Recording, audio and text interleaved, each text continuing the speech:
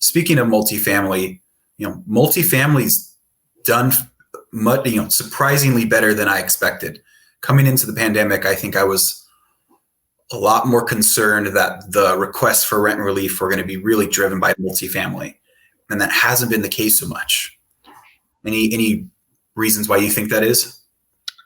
I think that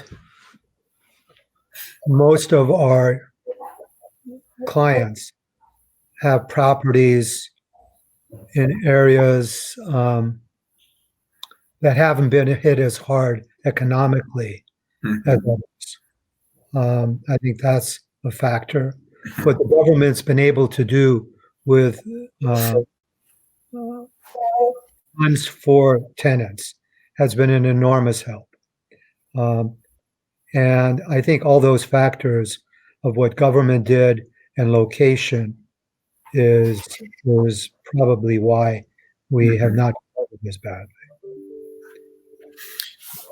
Do you see any after effects in the multifamily market? Do we maybe see an increased vacancy factor than we're seeing now, or do you think we'll see more economic pain in the multifamily market, maybe a little bit of an aftershock, or do you think we've kind of seen the worst of it?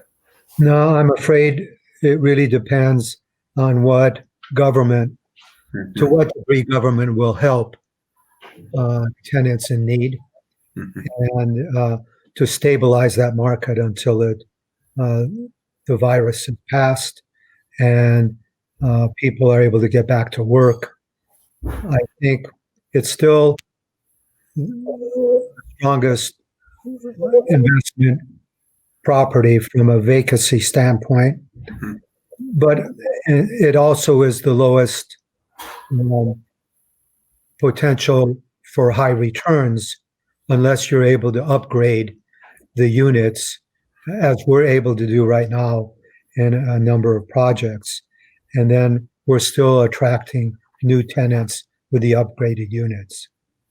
It's interesting. When I think across our own portfolio, I think it's really about positioning the property to be able to handle some of the strain from the pandemic. We have some properties that we can't flip the units fast enough because they're pre-leased as soon as they're available. But we have others that, they've been on the market for 3-4 months, and they're in desirable beach communities. And when I think of the major differences, it's really about the finishes inside the unit. Some clients that maybe are a little bit more concerned about renovating today's standards, and I think that becomes a lot tougher because there's a little bit more product out there. Tenants are able to be a little bit more picky with the type of countertop or flooring material that's available. Yeah, I think having the capital resources or having the ability to borrow enough funds to renovate properties. We have seen with the properties we've worked with, not only increase cash flow, but increase value wherever we've done that. There are, of course, some of the areas where we manage where we wouldn't be able to do that because the benefit wouldn't be there in that community. But where we can evaluate that we can position ourselves at the higher end of that market if we're able to provide the amenities that people are looking for, then that can be a real positive.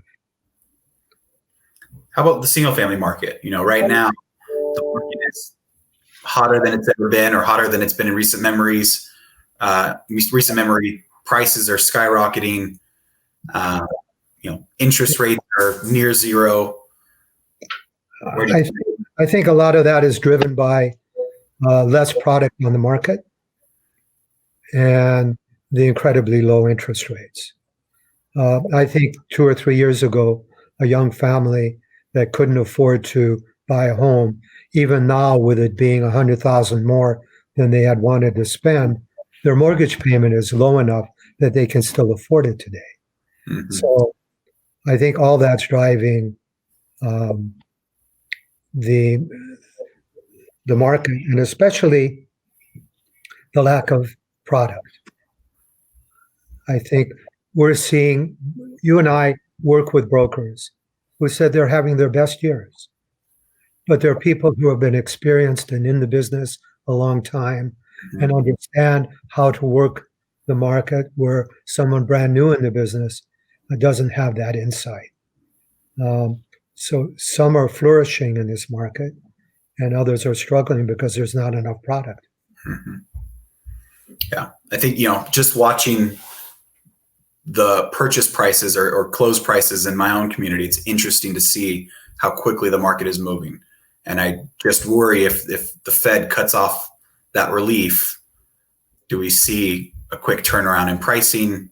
And I guess the other concern to consider is, the forbearance numbers. How many borrowers have their loan in some form of forbearance right now or missing payments? Again, I think the market's still moving, but I think back to your earlier point, if government shuts off the relief, we may have a big problem in our hands. But that would be more to tenants than to owners, because I think the owners are not as much counting on the relief as they are the low interest rates. Mm-hmm. That's what's driving them. Having the down payment they have, but they don't have the ability to make larger payments if the interest rates rise. Yeah. And we're, at least this time around, I haven't been seeing a whole lot of, variable rate loans out there. It's all, people are locking in their rates. There's a lot of things are a little bit different than they were during the last big boom. So hopefully that holds steady.